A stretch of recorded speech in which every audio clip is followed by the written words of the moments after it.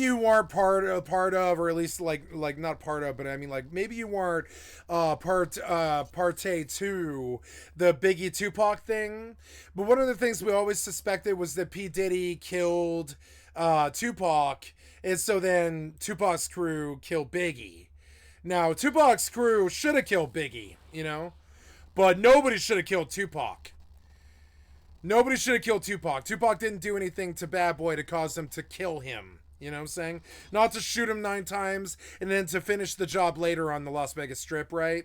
Or whatever it was. I forget which one was where, but Tupac did not deserve what he got. I think Biggie kind of did. I think Biggie and P Diddy kind of like set Tupac up. And I think Suge Knight was really a bad part of this, and I hope that what we always assumed is that P Diddy had a fucking safe up in there. I can't believe we're calling him P Diddy because for like 18 years his name was Puff Daddy. And it's weird that he gets to just, because he has money, he gets to just change his name, you know? But I mean, we called him Puff Daddy my whole life. I'm going to call him Puff Daddy because that's what we always fucking called him, you know? And, I've always thought that name was really effeminate and kind of gay. And I think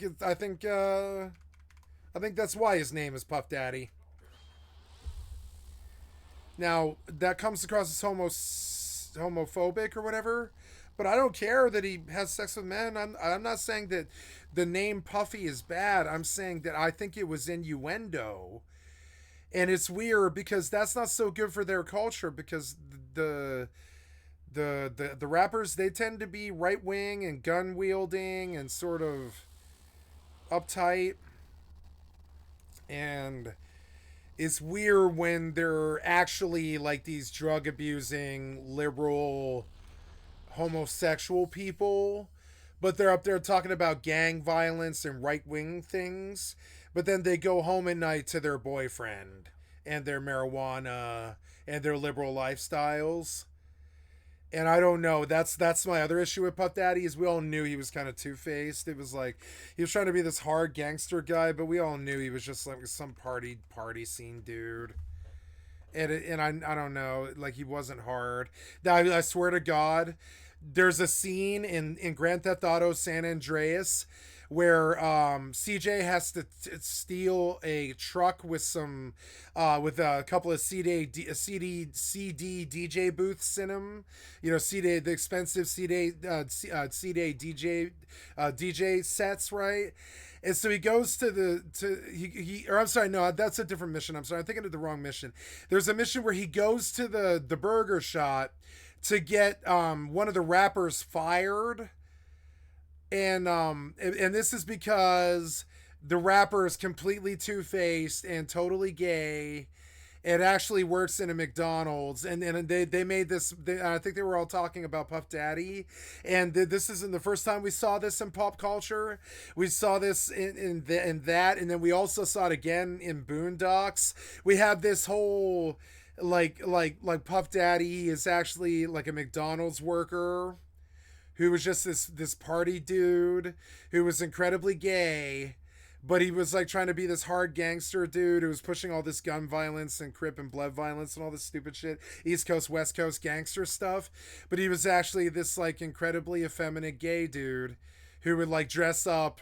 And so Boondocks did an episode about him. They've all done episodes about him.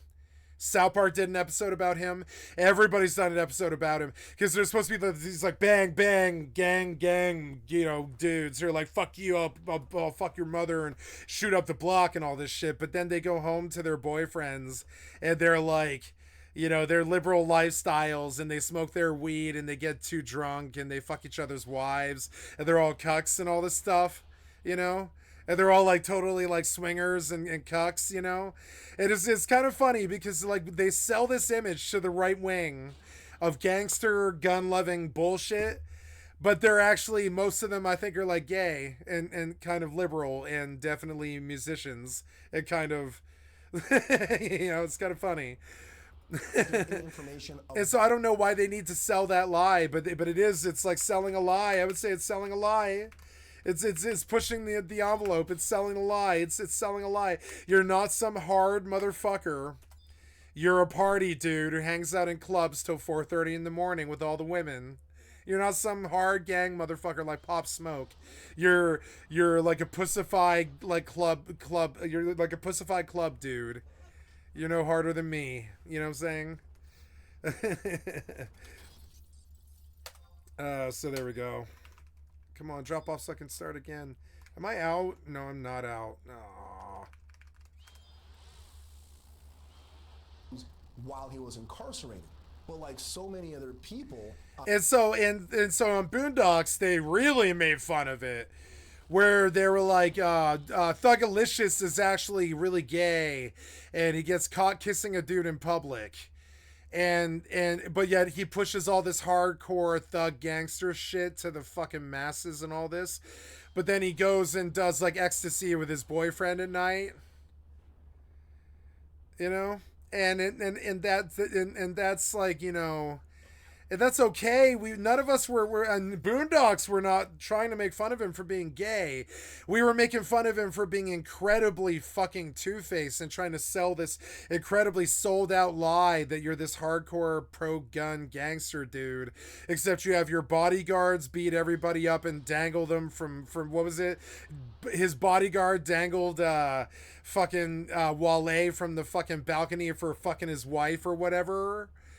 Yeah, don't cuck P. Diddy's wife, or he'll have his bodyguard dangle you from a balcony. And it's like, if you were really the hardcore Bad Boy Records like hardcore gangster dude like Suge Knight was, I don't think you would be like hiring your bodyguard to go dangle Wale from what a clown ass statement. You hired your bodyguard to go dangle Wale from a balcony. Like fucking clown, like a professional clown. He's always been professional clown shoes. You know, it's kind of funny. Kanye, I don't think Kanye really has done anything that bad, at least not confirmed yet. But he got all the bad rap that this guy should have got naturally, unnaturally. I think Kanye got all that bad rap, and Kanye's just an idiot. You know, he's a racist idiot. But I don't think I don't think he's evil like this guy. I really don't. I don't think there's something evil there. I don't think Kim Kardashian would have married him if he was evil. I don't think there's evil there. But I do think there was evil here, you know? And it's weird because that all that hatred, but I mean, like, but it was totally misplaced. All that hatred that the white people have for Kanye or whatever it is, right? And sure, he's a goddamn professional clown. He really is. He's a fucking professional clown. He's fucking clown shoes. He's clown shoes. I don't like Kanye anymore, no. But I wouldn't say he's evil. I wouldn't say he's evil like this guy. Unless he was pissing on some girl who's like 15 or something. Which he might have. Who knows?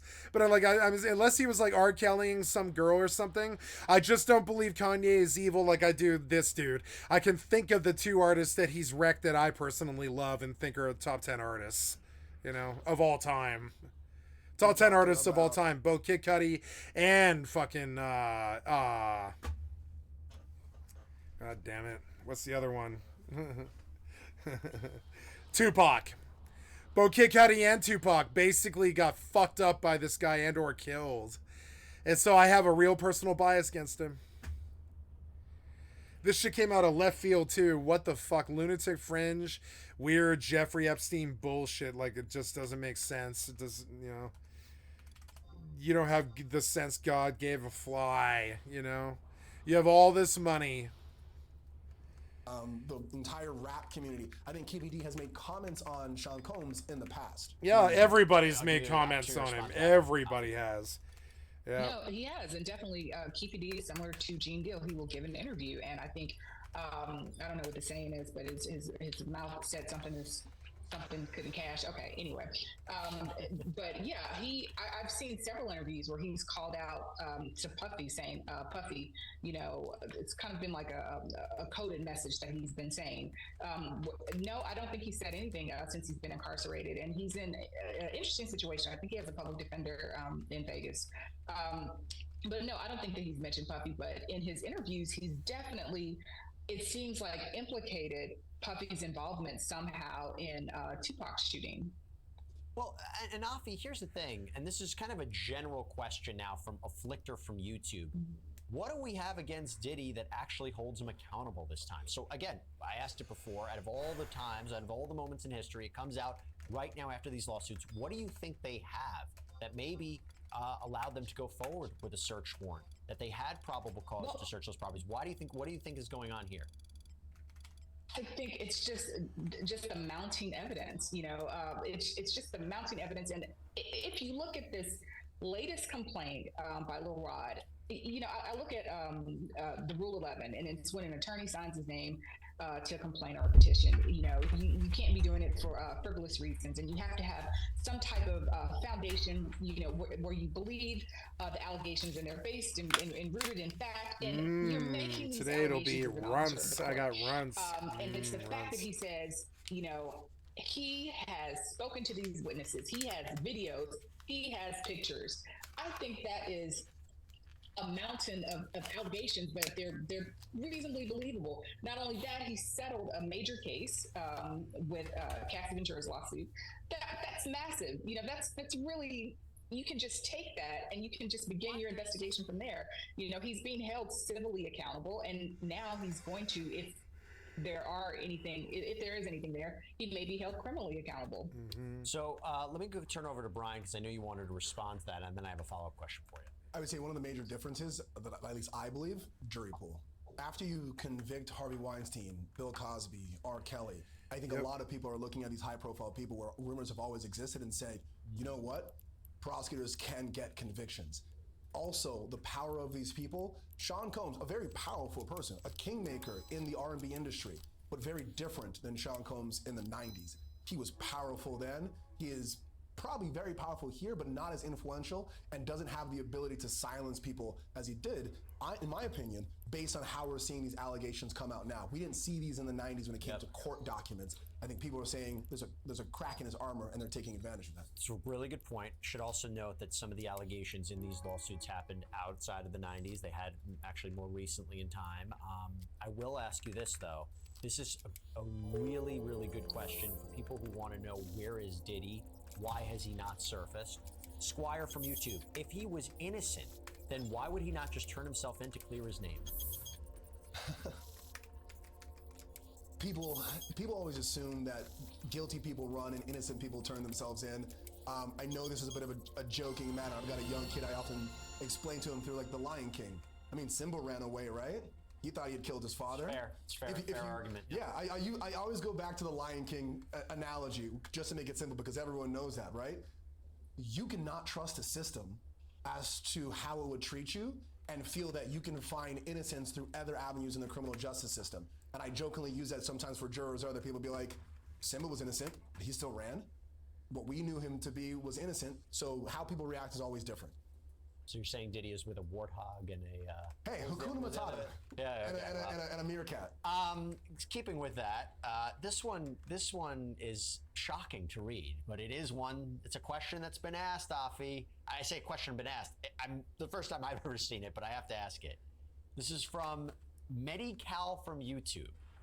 Do you think Leo DiCaprio is next? Why you gotta drag Leo into this? Why do you have to? What's the connection there? I'm not sure I follow that one. I don't follow it. Next. No, okay, fine. All right. I think Leo's case is over 25 years old. All right, that one hurt me to read. I don't know where that comes from. I don't know what we're talking about. All right, let me ask you this one though, Afi. I'll stick with you. This is Dominic K from YouTube. Could they hold Diddy on other charges, like they might find in the house, while they continue investigation?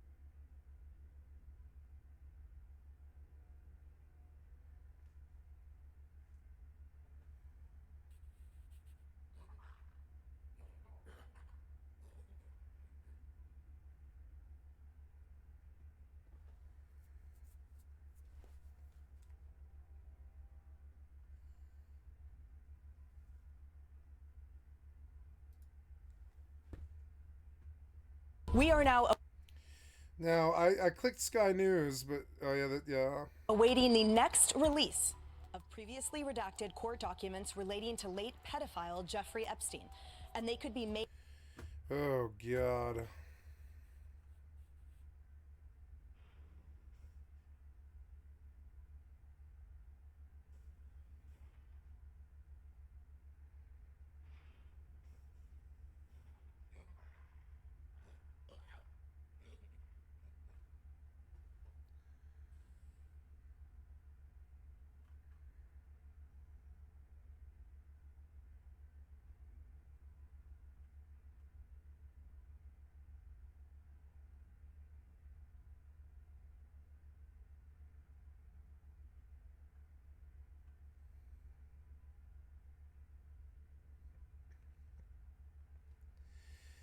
There was a picture of them kissing. What the fuck? There's a picture of them kissing right there.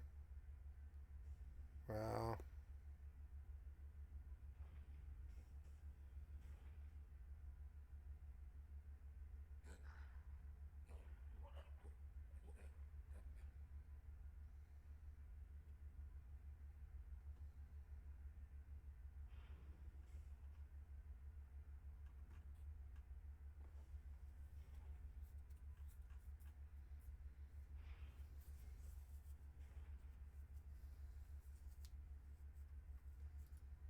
From having a strict no policy for women who are older than 25 to being called a very stupid boy and creepy and repulsive by stars, Leonardo DiCaprio is now the Hollywood creep. And here's why. Well, Leonardo's dating history has raised some serious questions. DiCaprio's love life has become a hot topic lately. He might be one of the biggest stars in Hollywood. But more than his films, his dating life has greatly intrigued everyone. The Titanic star is often pictured leaving nightclubs swamped by a bevy of 20-something-year-old beauties, which is strange because you'd normally expect a 48-year-old man to date someone closer to his age. But that's not the case when it comes to the Hollywood superstar. Oh, I won. Leonardo Very has good. recently received criticism from Canadian comedian Catherine Ryan for reportedly dating Israeli model Eden Polani, who is just 19 years old. She's basically a teen.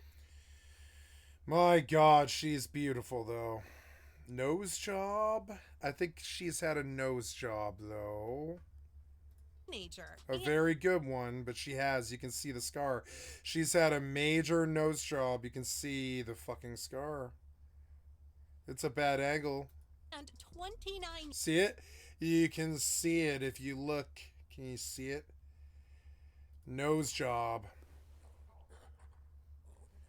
All the way around, too. Crazy.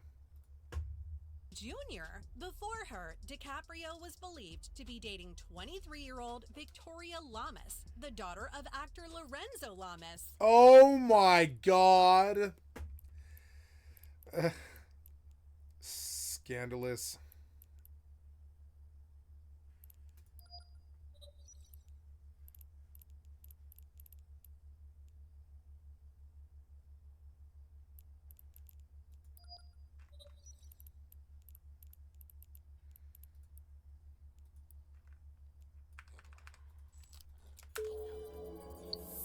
Dating patterns are really creepy if you take a Thank you, Showship, for the excellent content for my stream. I've liked and subbed to your channel. deeper look at them. For starters, he has romantically only engaged with women younger than 25, women who I do not have an issue with this.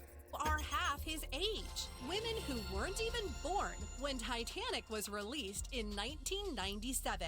Also, for some unknown reason, he breaks up with them as soon as they turn 25.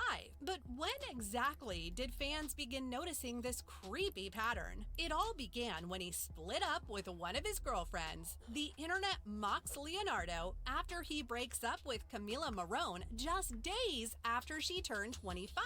The Shutter Island star star first made headlines over his bizarre dating rule after he called it quits with Camila Morone last summer, just a few months after she celebrated her 25th birthday. The two dated for 5 years and were reported to be in a serious relationship. So why did DiCaprio suddenly decide to separate ways? Was there some genuine issue in the relationship or some stupid, strict under 25 rule? A Redditor invested their valuable time to create a detailed chart of the actor's dating history, which was quite funny and informative. The mean age of his romantic interest turned out to be just 22. Leonardo has been spotted getting cozy with supermodel Gigi Hadid and other young models. He has made headlines for dating Blake Lively, Naomi Campbell, Victoria's Secret angel Giselle Bundchen, Bar Raffaelli, Tony Garn, Nina Agdal, and a few others. His creepy dating pattern has made many critics on social media slam the actor. Twitterati actually called the actor repulsive over his split with Morone. A user said it was incredibly strange that the man is so allergic to dating anyone older than 25. Another user, while referring to Eden Polani, tweeted, "The power dynamic of his age, his wealth, and his fame over a 19-year-old girl is actually repulsive." A third asked what could he possibly have in common with a 19-year-old since they're the most different people on the planet.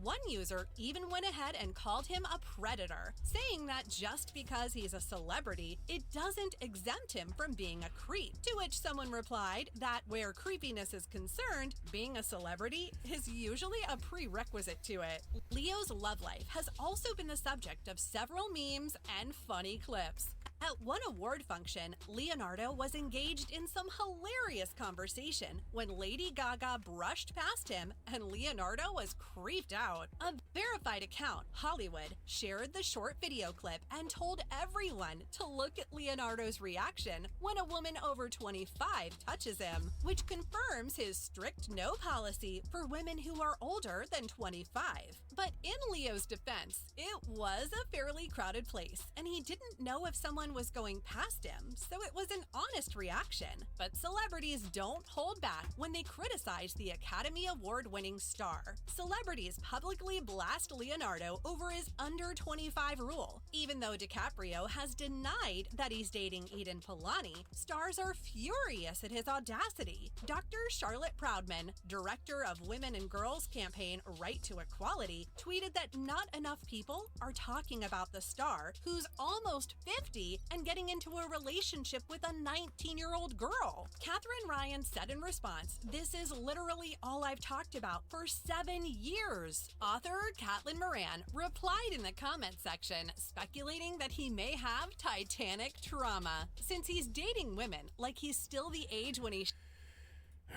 i.e. illegal guns, they found if it doesn't fit with what the warrant allowed. Okay, I'll answer the question. Can they hold him if they find something criminal? Yes, he can be charged with a crime and he'll likely post bond and get out. And I just kind of want to talk about also, another person mentioned, why isn't he turning himself in? Turning himself in for what? What you do when you have attorneys is you try and find out if there's an investigation happening. Your attorney should reach out to the investigator if they can find out who he is, or an AUSA, and talk to that person and explain to them, your position, your side, and maybe dissuade them from pursuing this matter. That's probably what he did. But anyway, back to your question, if you find something during the execution of a warrant that is criminal, and you are within a place where you are supposed to be and you're searching within the parameters and the scope of that warrant, if you find something criminal, we can be charged with it. Absolutely. All right, Brian, I'll go to you now. I don't know if you want to respond to that one, but I have another question for you. This is from @Mood BYOJ from X. And this really goes to the idea of, why the raid happened now. And I've spoken to experts who've said it was preservation of evidence, possibly the ability that some evidence was about to be destroyed. The reason I ask you that, what do you think is the possibility that evidence could have been destroyed since Cassie first filed her lawsuit? It seems like they gave him a lot of time to be able to get rid of things if he knew there was a possibility the FBI may be on them. I mean, yes, I could see that, but in Cassandra Ventura or Cassie's lawsuit, it didn't highlight the video surveillance that was in his home. For Cassie, that was very much sexual assault, rape, just one-on-one. They didn't have the allegations of Sean Combs having video surveillance, trafficking people, all this evidence collection that he had. If anything, I would probably put it more analogous to on February 26th when Rodney Jones filed his lawsuit. Why did they wait that long? And I'm not sure. I know people think that law enforcement moves as they do in like Law and Order SVU, where it's like in 30 minutes we can see a crime and it ends in the same time. But where are we at? March 28th? Yeah, it's my dad's birthday. I should know that. It's a month. Birthday, yeah. Thank you. Happy birthday, Dad. It's been a month since Rodney Jones filed his lawsuit, and the SDNY executed a search warrant. That is fast. And doesn't it have to be, they could have gathered evidence. They have to analyze this evidence. They're speaking different individuals. They have to submit it to a grand jury potentially.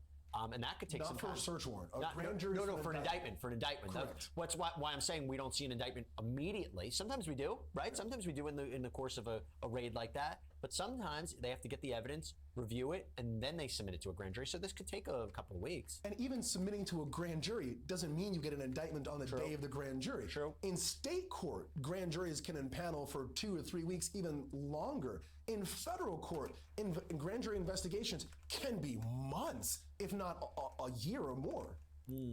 All right, let me go to you, Afi. This is Krista Cameron from YouTube. Who and what was on that plane he supposedly wasn't on? That's highly suspect, in my opinion. Follow-up question, why was he allowed on vacation right now? Well, why wouldn't he be? There's no warrant out for his arrest. This is simply an investigation. So they don't have any reason to keep him here. Who was on the plane? I'm not sure. It's apparently there is a young man we talked about who went to Syracuse, played basketball, and he's been alleged to be his drug mule. But he was searched, and I think there was just some personal drug use items that were recovered. I think it was a little bit of cocaine, a little bit of marijuana edibles. You know, that's nothing in and out. I think his bond was $2,500.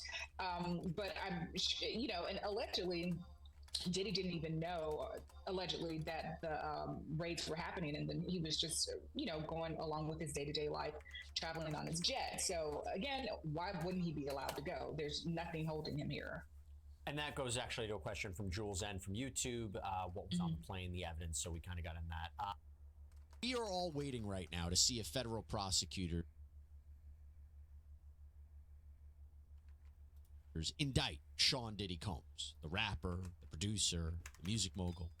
This comes after federal authorities. Thank you, more Long Crime specifically Network, for Homeland the Security extra content agents, stream of like the raided sub to your Combs' channel. 2 properties out in Miami and LA. This is reportedly pursuant to an ongoing investigation from the U.S. Attorney's Office for the Southern District of New York.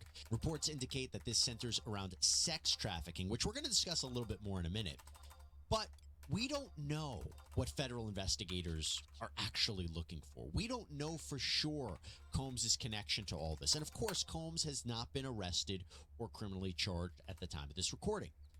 However, based upon the allegations and the lawsuits that were filed against Combs in the past several months, which may have prompted or fueled this criminal investigation, and based on what sources are saying regarding the raids and what was collected from the homes, this is going to be my best guess so far at what potential charges prosecutors may be considering.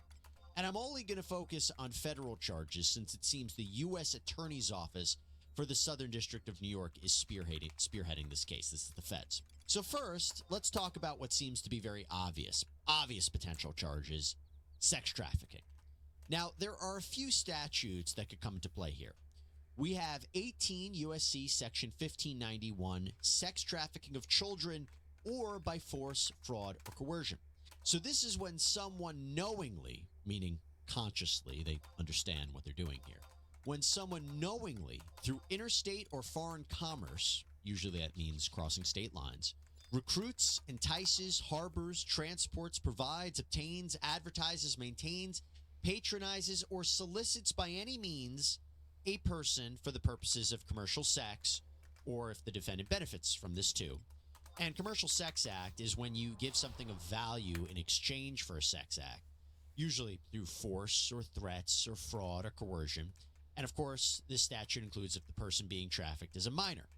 Now, if the victim was under the age of 14 or a fraud, force, or coercion were used, the penalty is not less than 15 years in prison up to life. If the victim was 14 to 17, the penalty is 10 years to life. And if anybody obstructs or attempts to obstruct the enforcement of this law, they face up to 20 years in prison. And defendants who are convicted under this law, they're required to pay restitution to their victims as well. By the way, Jeffrey Epstein was charged with this crime before he died. Just keep that in mind. Now, if we assume that Cassandra Ventura, who's Combs' ex, she had filed a lawsuit against Combs, settled with him the day after filing it, but she alleged some heinous acts, said that she was a victim of sexual abuse, physical abuse, really nasty things. But it's now being reported by TMZ that she is cooperating with federal authorities, that she has been working with them for several weeks, even before the raids on Combs' properties. So if she is one of the victims or alleged victims in this criminal case, then her allegations could constitute sex trafficking. So we always wondered if she was cooperating, and if she is, that would be a monumental piece of evidence for the prosecution. And by the way, just generally speaking, we were always wondering who might be cooperating with the feds, whether the plaintiffs in the multiple lawsuits that Combs is facing were the witnesses that provided the feds with probable cause to get the search warrants for Diddy's properties. Your inventory is full. Taking her allegations as true in her original complaint, what she alleges could constitute sex trafficking. In fact, she cites this statute in her lawsuit. The allegation is that Combs forced her to engage in sex acts across multiple jurisdictions while she was an artist signed with Bad Boy Records, that she was held captive to Combs' demands and desires, that she actually wasn't even allowed to leave at one point, and that Combs' companies and affiliated businesses Your inventory is full. This sex trafficking by Combs to keep him happy. And remember the allegations that Combs supplied her with drugs and alcohol, had sex with her, beat her, and more specifically, forced her to engage in freak-offs. That's where she was compelled to perform sex acts with other men, including sex workers, while Combs watched, pleasured himself, even videotaped the encounters, all over a period of time in multiple locations, New York, Miami, Atlanta, Los Angeles. And then Combs would then pay for trips for Ventura, bought her lavish gifts, rented her an apartment. So that's the value component of the sex trafficking. And that is what she was given in exchange. That's what makes these commercial sex acts, that she was under his employ, that she was getting things of value for. And this statute seems like it would also apply to the allegations made by a Jane Doe in another lawsuit against Diddy, because she claims that when she was 17 years old, she was gang raped and trafficked by Sean Combs, Bad Boy President Harvey Pierre, and a third person. The allegation was that she was flown from Michigan to New York City on Combs' private jet, remember, crossing state lines, sex trafficking, that she was plied with drugs and alcohol, and that she was sexually assaulted by Pierre and gang raped by all three people at Combs' New York recording studio. Then let's say Rodney Jones is also an alleged victim in this criminal case. Remember, he alleges, he's a former producer of Combs, he alleges in his suit that Combs, his son, various associates and businesses forced him into sex trafficking too. Jones alleges that Combs would touch him, grope him, his private areas, that Combs would set up a situation where actor Cuba Gooding Jr. sexually assaulted him on his yacht. But even more specific to sex trafficking, Jones alleges that Combs forced him to solicit and engage in sex with sex workers, even claims that Combs drugged him at one point, and this was all while he was being transported by Combs to New York, Florida, the Virgin Islands. And throughout the complaint, he alleges that Combs threatened him to do these things too. In terms of the commercial aspect, Jones alleges that all the while this was going on, all the while he was being assaulted and trafficked, Combs was promising him things of value, money, Grammy Awards, access to future projects, a multi-million-dollar home, threatening to not pay him. Now, before I go any further, let me just say one little caveat here. These are all allegations in civil lawsuits, okay? The burden of proof is lower in a civil case than in a criminal case, okay? So these are civil allegations. However, you can have events that overlap. You can have events that can subject you to both civil and criminal liability. So what he is alleging here are, in essence, criminal acts. It'll be up to prosecutors to see if the evidence is sufficient to warrant charges, but again, we are surmising what potential charges Diddy could face. Now, let me also say this. I just laid out examples from these lawsuits that could constitute sex trafficking, but we don't know who else prosecutors may be speaking to or who else could be potential victims that experience similar alleged treatment. But we are talking potentially multiple counts of sex trafficking, or maybe even one large count that includes multiple victims. And it is also my understanding that there is no statute of limitations on federal sex trafficking. Now, keeping all this in mind, I want to bring up some other potential criminal statutes as we talk about sex workers specifically. So there is 18 USC 2421A. Combs could be charged with this if he knowingly transported someone across state lines for the purposes of prostitution or illegal sex act. My understanding, that carries a punishment of up to 10 years in prison. You couple that with 18 USC 2422B, if Combs knowingly persuaded, induced, enticed, or coerced someone across state lines for the purposes of prostitution or illegal sex acts, my understanding is that it could be up to 20 years in prison.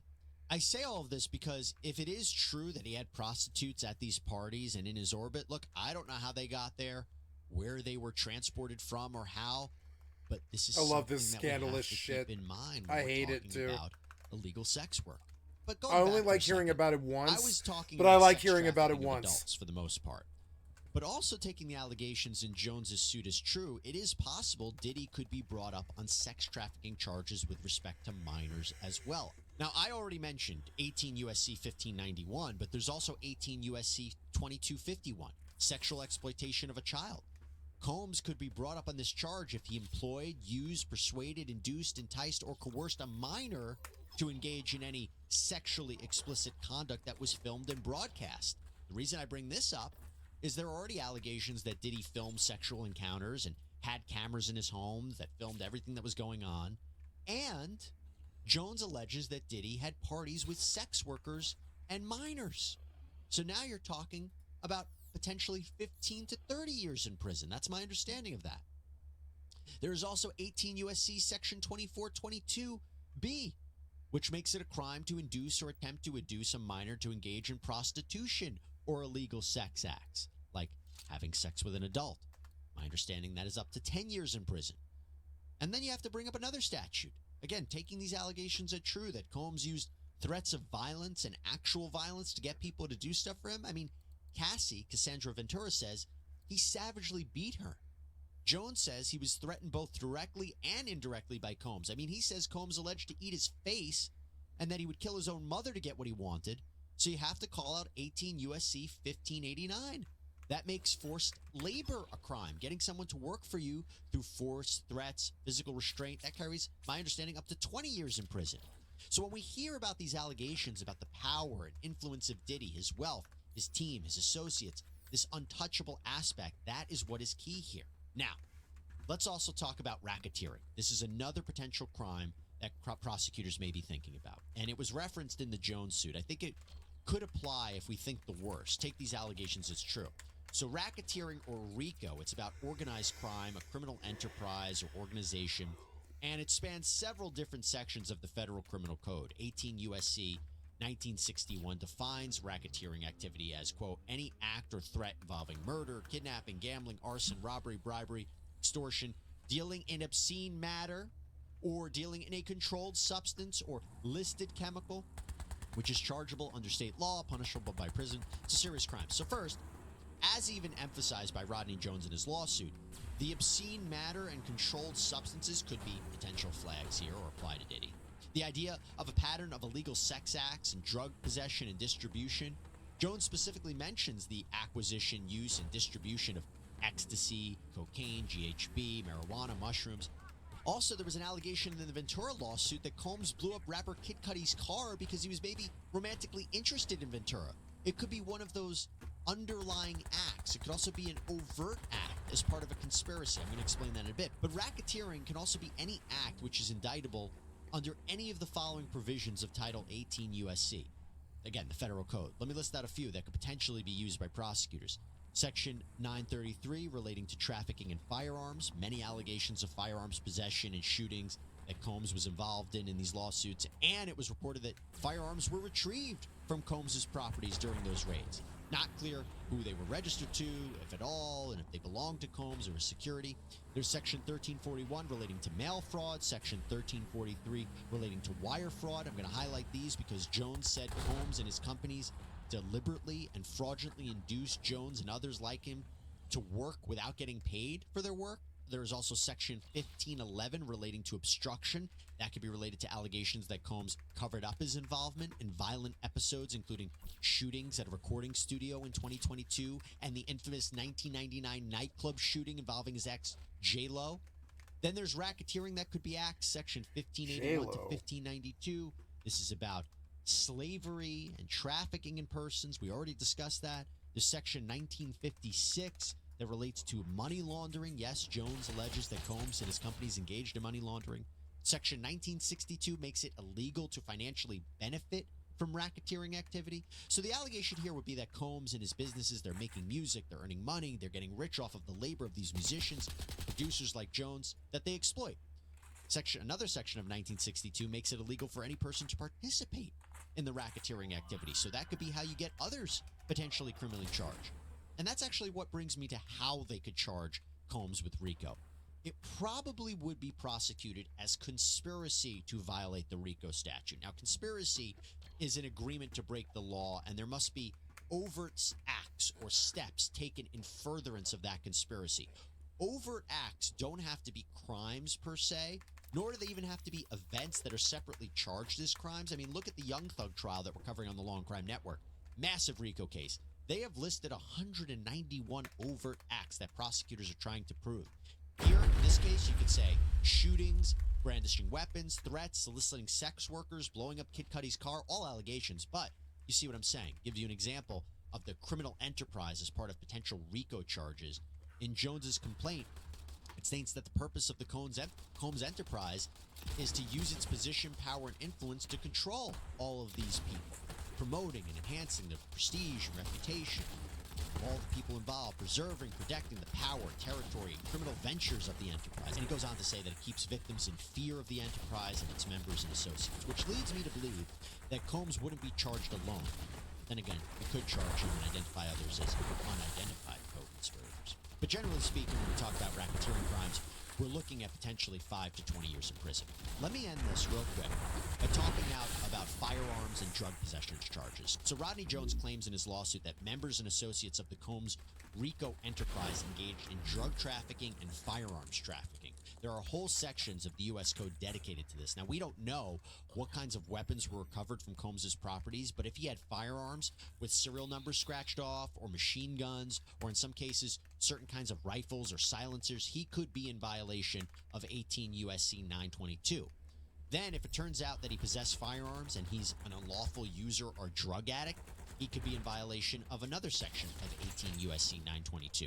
Also, it is illegal under federal law to use a firearm in drug trafficking or violent crimes, which again is what Jones alleges. Again, Jones alleges that Combs and his crew required those around him and those to be employed to transport unregistered firearms and to purchase and distribute narcotics. Speaking of which, Combs could also face federal drug charges. It is illegal to distribute controlled substances. The penalties vary depending on the quantity and type of the narcotics, but 21 U.S.C. 844 makes mere possession of controlled substances a crime as well.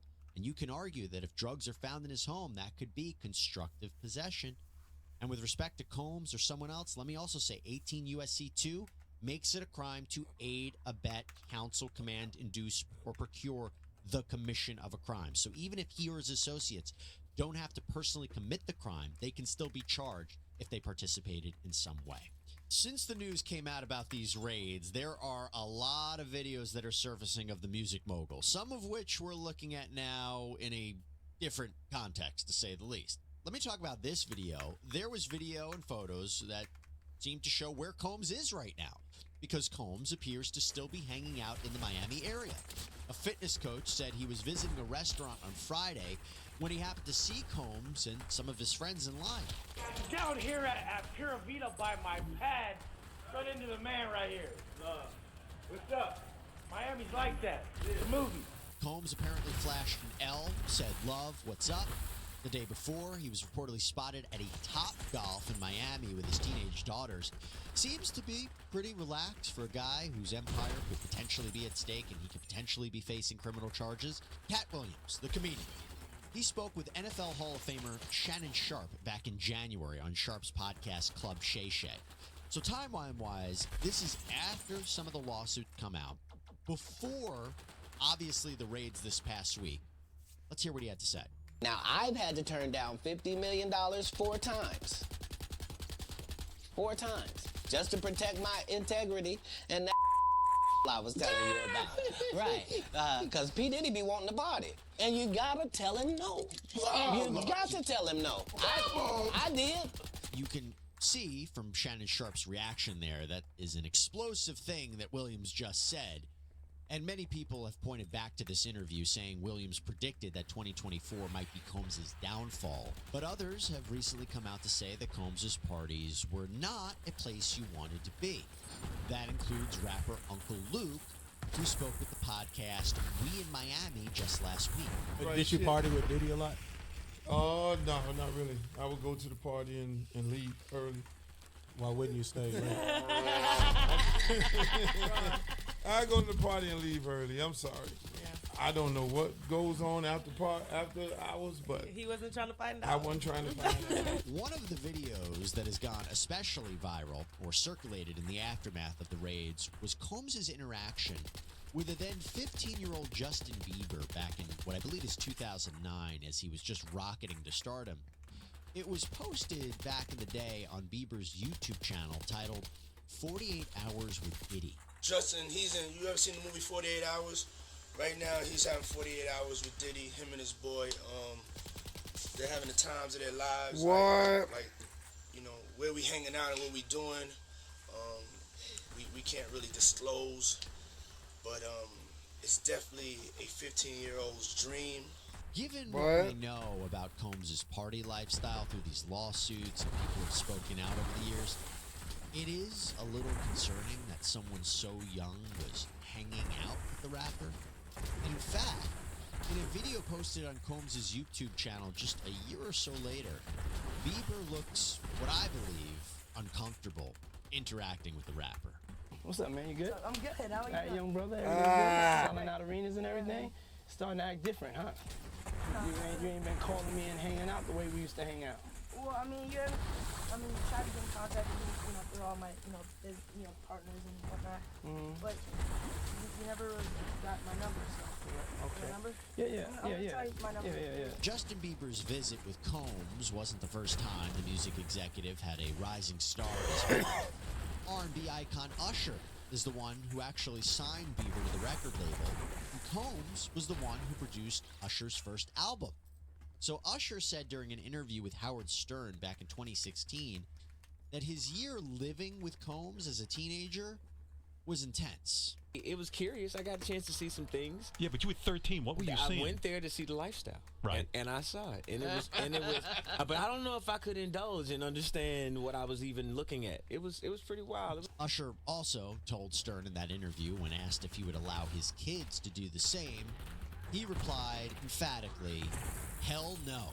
Now, in a strange twist, there is another recently resurfaced video where it seems two worlds have collided. You may have seen the recent documentary Quiet on Set, which looked at alleged abuses, labor violations, and overall just weird behavior on the Nickelodeon sets in the 90s and early 2000s. In the documentary, a few of the former cast members of the SNL-style kids show All That talked about being forced to participate in very uncomfortable scenes. Now, Combs made a guest appearance on that show in 2002. This video, in light of these allegations, rumors, speculations, it has also made the rounds. Hey, Diddy. What's up? We can't wake up Shane. You try symbols? Yep. What about sour milk? Didn't work. Tell you what. Take this toy helicopter. Put it down his pants. we'll do it. We'll do. The video goes on to show them doing just that, and the boy screams in pain when the helicopter is turned on. It's just an odd situation all around. Ashton Kutcher. Yes, the actor who's been friends with Combs for decades. In fact, Sean Evans of the channel First We Feast interviewed Kutcher while they ate spicy wings on Hot Ones some years ago. And he asked Kutcher about how he met Sean Combs and about Combs' infamous parties. So, can't tell that one either. I mean, I'm like actually cycling through them. Our relationship was really bizarre. We became fast friends, and we used to just hang out, watch football together, like whatever. And he came over, and I was like, I'm going for a run. He's like, oh, I'll go for a run with you. And so he comes over to go for a run. About halfway through the run, he's like, yo, I'm running out of gas right now. But we had like paparazzi all around us at the time. He's like, you gotta slow down but make it look like you're not slowing down. Because he had to I don't want to look like I'm not gonna be able to finish this thing. And he was losing it. So we finished out the run, and then he was so upset over the fact that he got skunked on this run. That year he decided to run the New York Marathon. And so he just started immediately training for the New York Marathon. I like that. Bounce back. Well, he just can't lose. Even when he's that close to humility, that like it becomes a driver. And so then he went out and ran the New York Marathon. Now, to be clear, Ashton Kutcher has not spoken out about Diddy since the lawsuits were filed or since the raids happened. Ashton, in particular, I think will have a muscle memory of what happened when he came out in support of I love people that can't lose because you can goad them into fucking crazy things. I've had several friends who just can't fucking lose. They can't handle it. They'll do anything. They don't care. You'll catch them sneaking around at 5:30 in the fucking morning on a Monday morning in some office building trying to get some information so they can beat you with something dumb that doesn't even have any like money or anything involved, you know? People can be really funny like when they can't lose. I've got several friends who are type A personalities who just can't lose, and you can bait them. You can bait them pretty well. You can get them to do crazy things. So Danny Masterson, who was accused and then was convicted of sexual abuse and is serving up to I think 30 years in prison now for that. 30 years. And during the sentencing phase, Kutcher had written a letter in support, apparently, of his former castmate, and that did not go down well with the public. Right. So to emphasize that when we talk about why we haven't heard from Ashton Kutcher, or maybe we won't hear from either him or his wife Mila Kunis, they were shunned. For I their can't support believe they got of Danny fucking Masterson. married. Again, they starred on They should that not have 70s show gotten with him. married. He was convicted last year, raping 2 women, sentenced to 30 years in prison.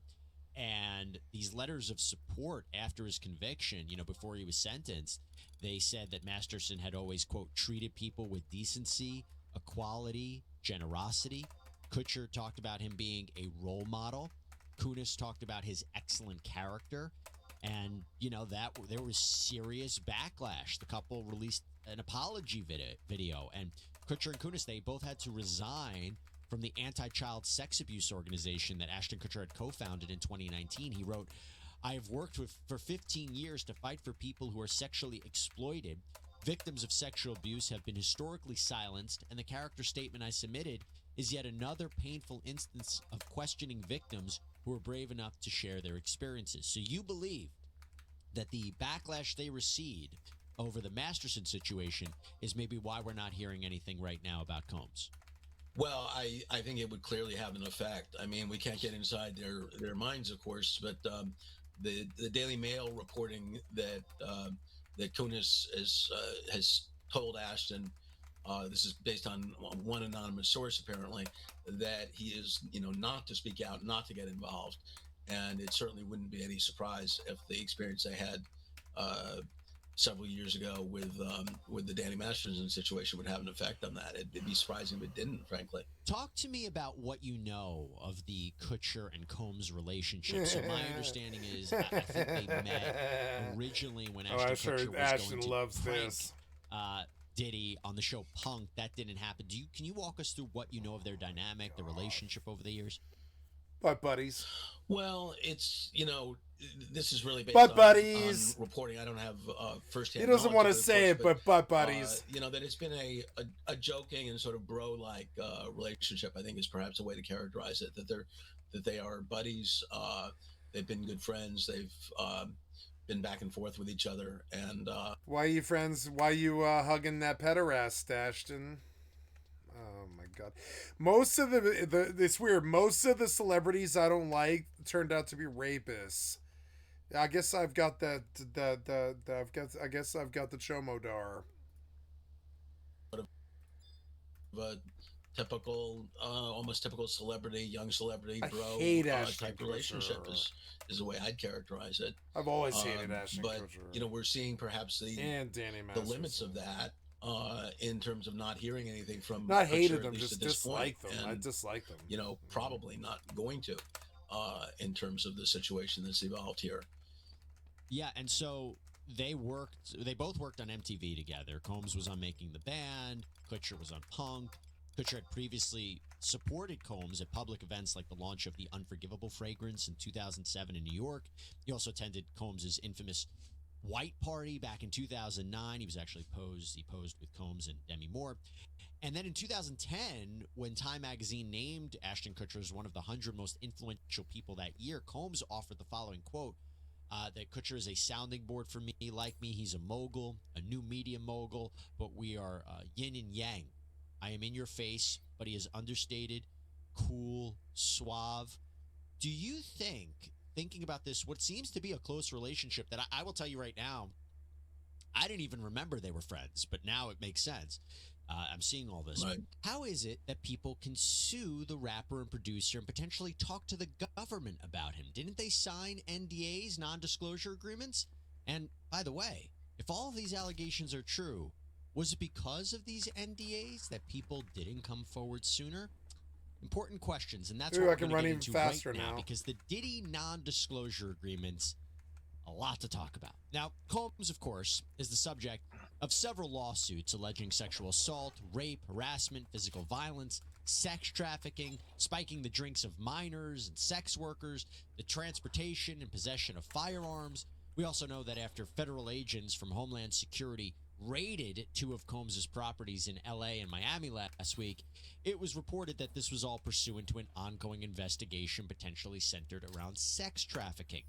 Now, Combs, to be very clear, has not been arrested. He has not been criminally charged, although experts and analysts predict it is only a matter of time. But we shall see. However, what keeps coming up is the contracts that Combs and his team allegedly required those in his orbit to sign to seemingly keep quiet about what they saw and heard. And you're seeing more people who've been associated with him that they've hinted at suspicious or illegal activity taking place, especially during his apparently legendary parties. I mean, to give you a sense, Aubrey O'Day from the musical group Danity Kane that Combs helped to form claimed that Combs had asked her to sign an NDA in exchange for the group's publishing rights. Now, as she said on the podcast Only Stands, quote, I have to release him for any claims or wrongdoings or actions prior to the date of the release. I have to sign an NDA that I will never disparage Puff, Bad Boy, Janice Combs, or Justin Combs' music, or EMI, or Sony ever in public. She also said in another interview in 2022 that she was fired from the group by Combs because she wasn't willing to do what was expected of her, not talent-wise, but in other areas. And also, since the raid, she has referred to herself as a victim. Now, when former Combs producer Rodney Jones sued Mr. Combs, alleging that he was threatened, assaulted, and harassed by the rapper and mogul, he brought up a shooting that happened at Chalice Recording Studios that he implied Combs and his son were a part of. The suit says that, quote, upon information and belief, a few days before the September 12, 2022 shooting inside of Chalice Recording Studio, Mr. Combs required all attendees of the CRS shooting to sign a non-disclosure agreement. Mr. Jones did not sign the agreement. Unfortunately for the attendees of the writers' camp, they are unaware that NDAs are non-binding when it comes to reporting criminal activity such as a shooting, sex trafficking, and the distribution and use of illegal drugs and guns. A copy of the non-disclosure agreement that a witness who is asked to remain anonymous provided this writer is attached. And that is what we are going to do right now. We are going to break this document down. Joining me right now is David Ring. He is a nationally renowned trial attorney who specializes in sexual abuse cases, even represented a survivor in the Harvey Weinstein saga. David, so good to see you. Thanks for coming back here on Sidebar. Hey, thank you for having me, Jesse. Now, before we even get into this document, overall, when you're thinking about the Diddy case, let's say you have an ironclad NDA, okay? Talk to me about some ways that they could potentially be invalidated. Look, NDAs have a valid purpose if used properly. If you're working for somebody and they have a lot of confidential or personal information that they want to keep private, then there's a place for non-disclosure agreements. The problem with NDAs that we've seen over the past few years is they tend to be abused. They tend to be abused by people in positions of power, people like Sean Combs. And so NDAs can cover a lot of things, but NDAs do not cover criminal activity. NDAs do not cover illegal activity. They do not cover things that are already out there in the public domain, information that's already known. So there could be these very broad NDAs that people are forced to sign. That doesn't mean they can't go to the police or the authorities to report crimes, but yet they're duped into believing that, and that's the problem. And to follow up on that as well, if somebody was under duress to sign an NDA, I imagine that would invalidate it as well.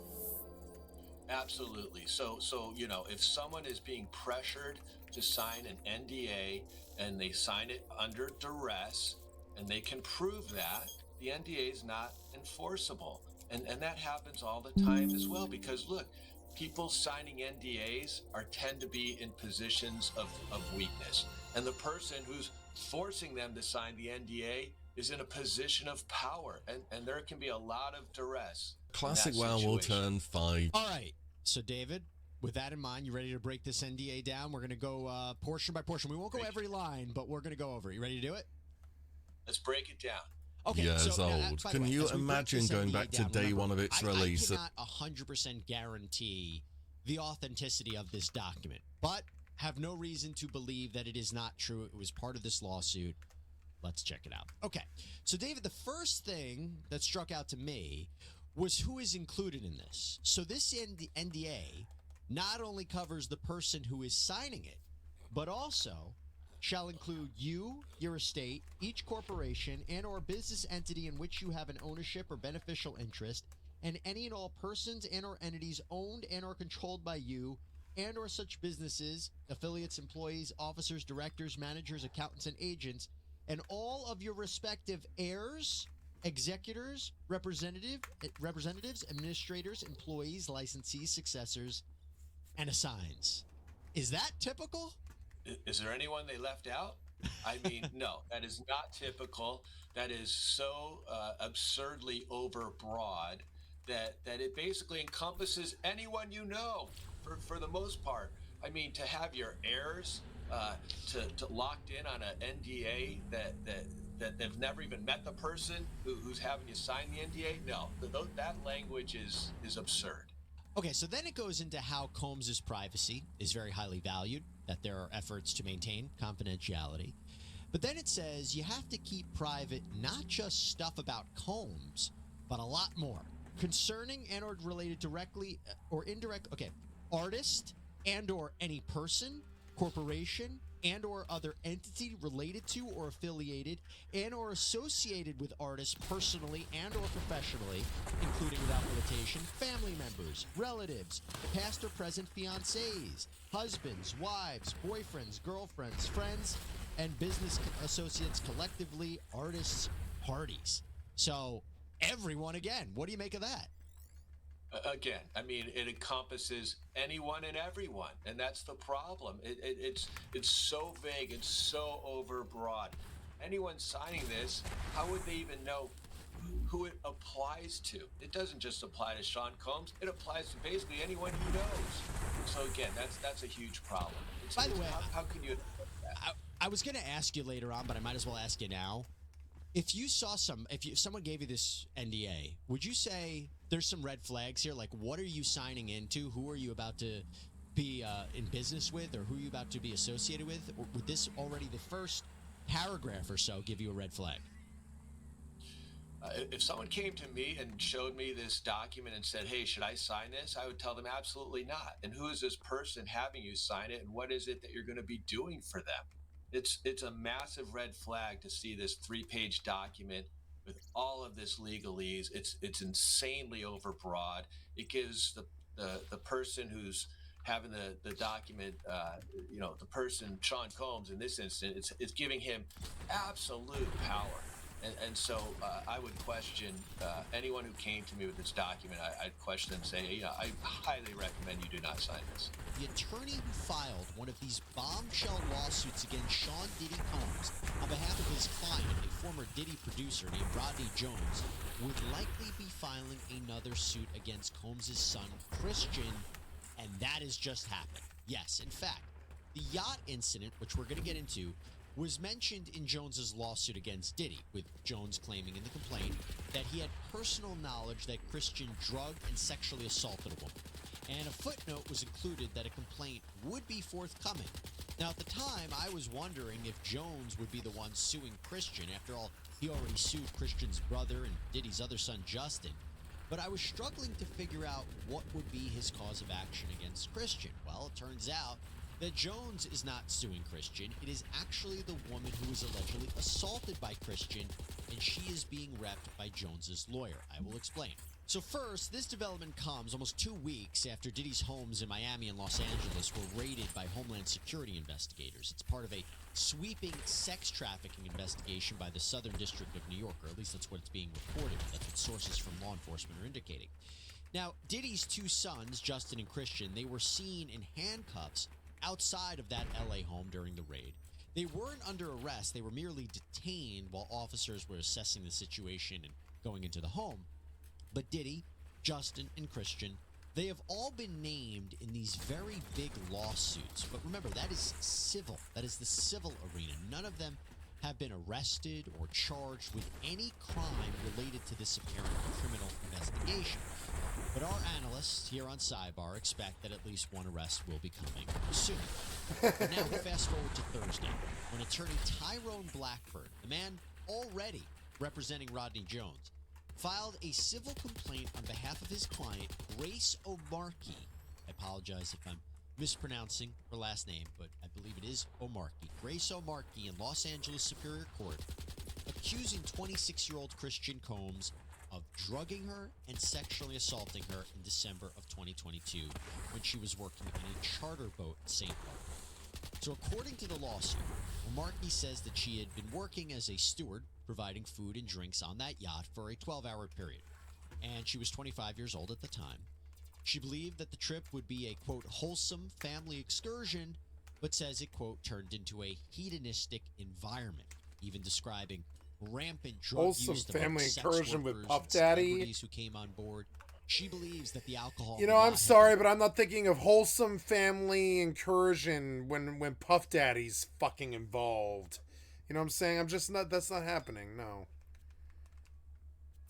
I'm thinking, let's get the boys to go to the club. I'm not thinking wholesome family fucking anything when Puff Daddy's involved, you know? And I don't want to hang out with Puff Daddy at the club. I'm just saying, that's the first thing I think. I think, oh, let's go to the club. I don't think, like, let's go hang out as a family on a yacht or something, because honestly, Puff Daddy scares me.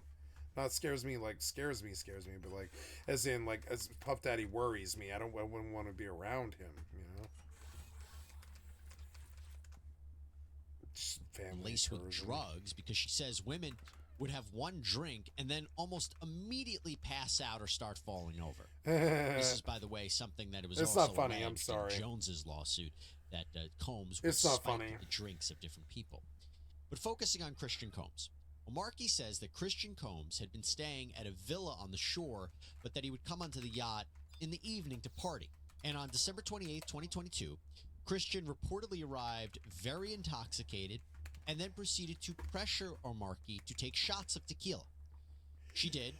Christian allegedly tried to get her to drink more in the yacht's makeshift studio. O'Markey alleges that Christian kissed her neck, kissed her face, as he can't groped do her anything. legs, breasts, and private areas. O'Markey reportedly told Christian, quote, "Excuse me, you don't touch my legs like that. I'll move my legs where I want to. If I want to do this, then I will. You don't touch my legs like that. Markey then says that she told Christian she couldn't stay with him unless it was approved by a supervisor, all of whom she knew would be asleep at the time, so this was a way for her to get out of the situation. She claims that Christian said, "Who can I talk to? I'm going to say I requested you right now." Well, Markey then says she responded with, quote, "Well, you can take your hand off my ass for the first thing." God damn it. Markey says that she tried to go back to her work, but Christian found her again, wanting her to find another place to sleep for the night. So she ended up taking him to the cinema room for the yacht, which doubled as a place for people to sleep. And she claims that is when Christian blocked her and groped her, took off his clothes, tried to force her to perform oral sex on him. She says that she was able to fight him off until someone came in. That killed him? The It did lawsuit kill him. goes on to say that He Markey walked told into the it. yacht I'm an captain idiot. what happened the very next day. I fired But and he didn't believe prayed, it. and it actually worked. Didn't do any sort of real investigation. I like this She shotgun. says the It's like captain a retaliated grenade against her launcher. for months after the alleged assault, before ultimately firing her in May of 2023. Now, aside from her account, aside from a potential other witness, right, the person that allegedly walked in on this, what proof is there that this happened? Well, she reportedly has photos of the bruises that she says were caused by this event with Christian Combs. But she also claims that in that studio, during that first interaction at the time, was Rodney Jones, that former Diddy music producer I mentioned, the one who was suing Diddy. He's known as Little Rod Jones. Remember, he had been basically living with Diddy while the two worked on his latest album. As we discussed on previous sidebars, Don't live with Diddy. Jones made multiple Places I'll never live. Diddy's house.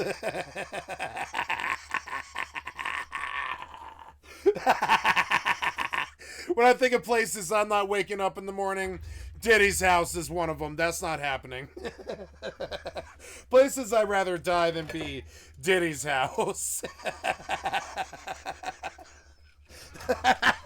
You wake up in the morning at Diddy's house, and your butthole hurts, and you got a bad story that you can't tell the world because of the NDA.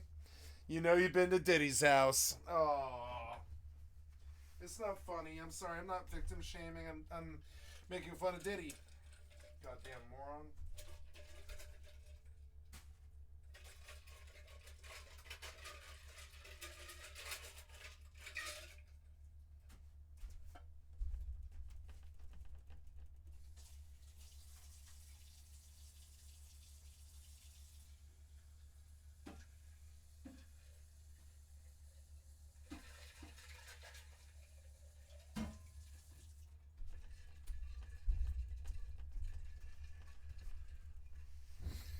So guys, I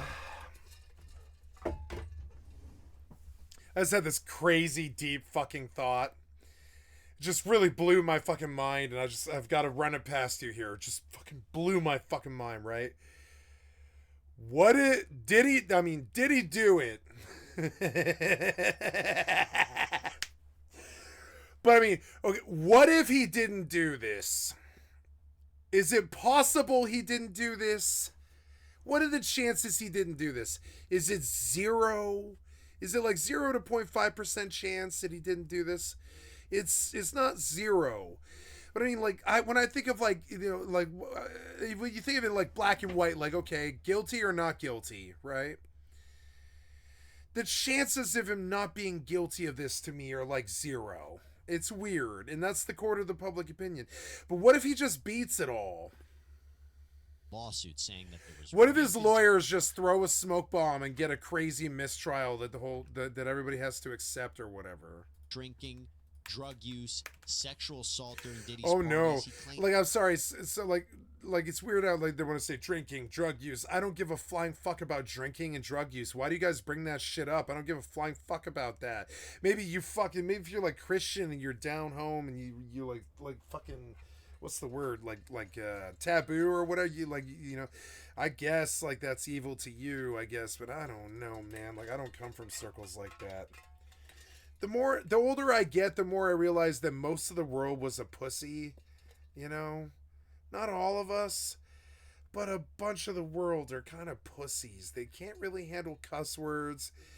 They can't really handle drinking or drugs. They can't really handle breaking the law. They want to judge everybody. I would say most of the world is kind of taboo and a little bit regressed. And it's sort of sad.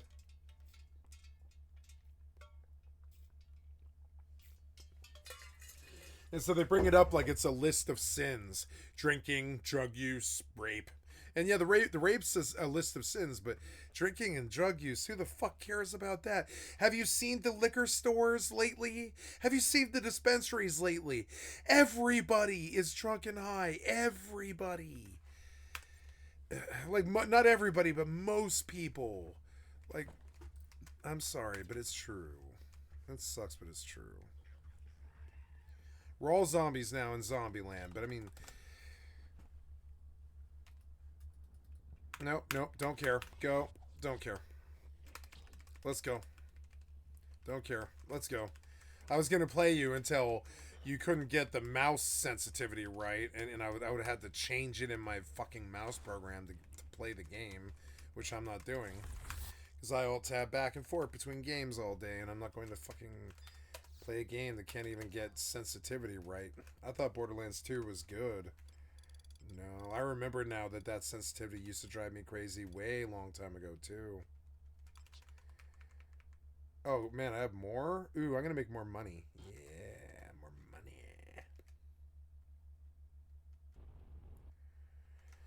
More money. That he was the victim of sex trafficking as he was forced to engage in sex acts with sex workers. I don't think that these celebrities were forced to do anything. I mean, when I think forced, I think gunpoint or...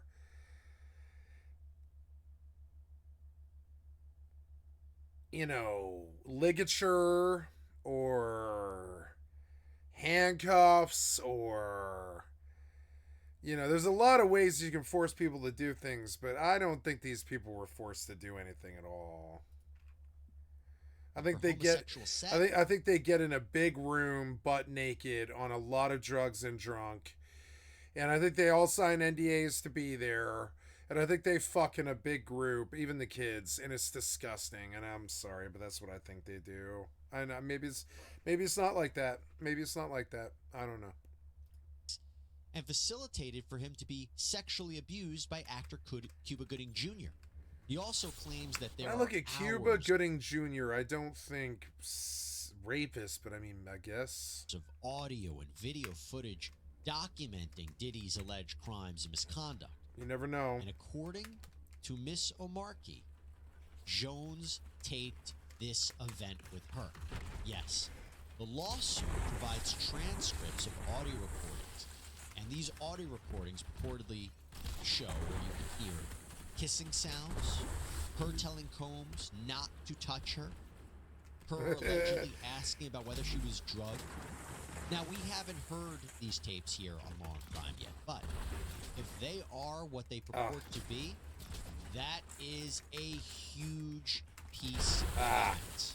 And remember, when we're talking a civil case, when we're talking lawsuits, the burden of proof is much lower than a criminal case. It's just preponderance of the evidence, more likely than not that this happened. So the civil suit accuses Christian of assault, battery, sexual assault, and intentional infliction of emotional distress. They're a big part of this lawsuit. She goes into the mental anguish that she has gone through, the emotional harm that she has suffered as a result of that. It's important to remember damages. And by the way, she is claiming unspecified damages, so she has a number in that mind. But Diddy, let's go back to him. He is also named as a defendant. He is accused of aiding and abetting Christian's behavior, as well as having premises liability because he was the leaseholder of the yacht. Now, premises liability means that you have a duty to keep people on your property safe from injuries. We actually saw a lot of that same kind of theory in the Jones lawsuit when he was talking about this shooting that happened at Chalice Studios, and the owners and occupiers of that studio should just be as responsible as the people who allegedly engaged in that shooting that he was present for.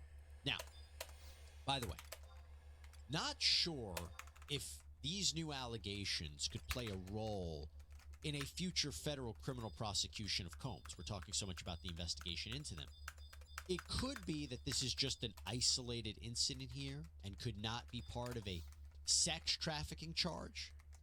Although I do wonder if this Christian Combs incident or alleged incident could be part of a potential RICO or racketeering charge. As I mentioned on a previous sidebar, when I laid out potential charges that Diddy could face, if we are talking about conspiracy to violate the RICO statute, RICO organized crime, that's what I'm talking about here, that there was a criminal enterprise.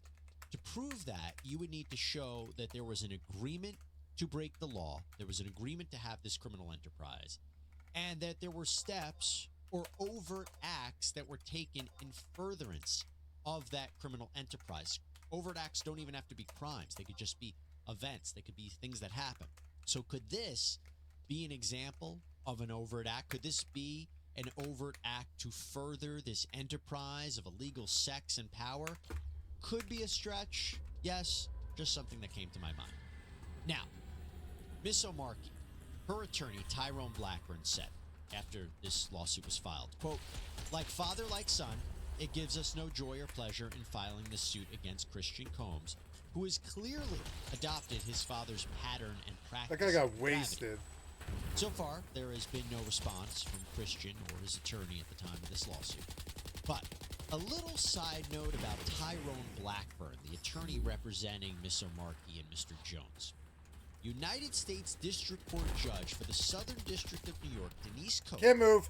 had some very harsh Can't move. words for Mr. Blackburn and has even submitted a referral to the New York Federal Court Grievance Committee, claiming issues with Blackburn in 5 cases. In her order, she writes, quote, "Significant resources have been spent by judges of the court and defendants named in actions he has filed to address glaring deficiencies in his filings. A referral to this court's grievance committee is warranted." Judge Coate goes on to write, quote, "A reasonable inference from Blackburn's pattern of behavior is that he improperly files cases in federal court to garner media attention, embarrass defendants with salacious allegations, and pressure defendants to settle quickly." She goes on to write, "Indeed, his submissions to this God court damn have it. been rife with disturbing allegations against He the died a defendants and millisecond later. defense Come on, man. So the big theme here is that he allegedly files lawsuits in That's the wrong first death I've jurisdictions had. in courts, and even allegedly called a defense attorney, quote, I'm level a 14. disgusting racist. Now, this is being reported by Billboard, and in fact, Blackburn wrote an email to Billboard responding to Judge Coates' order saying, quote, "Not sure how this is at all relevant to Rodney Jones's case or any other case I have. This will not have any impact on my ability to proceed in Mr. Jones's case. Although Judge Coates' decision was a referral to the SDNY's grievance committee and not a sanction, I plan on appealing the decision." But remember, the Jones lawsuit was filed in the Southern District of New York, a federal court. So it does seem to have some impact, if you ask me. And look, while we don't know the specifics of these allegations, they do come on the heels of other criticism from other lawyers. After Blackburn filed the lawsuit on behalf of Mr. Jones, Combs' attorney, Sean Hawley, alleged that Blackburn ignored basically exonerating evidence. The quote was, "Our attempts to share this proof with Mr. Jones's attorney, Tyrone Blackburn, have been ignored, as Mr. Blackburn refuses to return our calls."